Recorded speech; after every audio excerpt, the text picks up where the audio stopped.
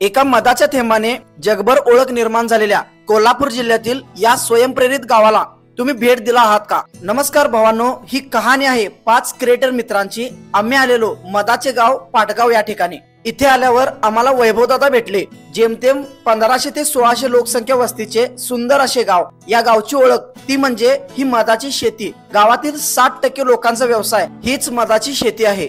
गोड ताजा मध खाऊन आम्ही आलो मौनी महाराजांच्या मठाला, जो की छत्रपती शिवाजी महाराजांनी याच पाटगाव मध्ये बांधलेला आहे। या ठिकाणी दर्शन घेऊन आम्ही पोहोचलो याच गावात पांडवांनी एका रात्रीत बांधलेल्या भद्रकाली मंदिराला। तिथून पाटगावच्या धरणाशेजारी याच धरणात सापडलेल्या बाप्पांचे दर्शन घेतलो। आंबोली प्रमाणेच या गावामध्ये सुद्धा भरपूर पाऊस पडतो। सर्वत्र सारवलेली जुनी घरे, जुन्या काळातील संस्कृती, परंपरा आणि गावचं गाव पण अभिमानाने मिरवणारी माणसं खूपच भारी होती। मित्रांनो, वेळ काढून या स्वर्गासारख्या गावाला तुम्ही कधी भेट देताय मला कमेंट करून नक्की सांगा। आणि या ऐतिहासिक मौनी महाराजांच्या मठाचा व्हिडिओ लवकरच येतोय। या प्रवासात माझ्यासोबत होते अभिदा, सचिन, सिद्धू आणि श्रेयस। याबरोबर गावचं गाव पण जपलं पाहिजे, ते जगलं पाहिजे या विचाराने झपाटलेला एक नवतरुण वैभव पिळणकर।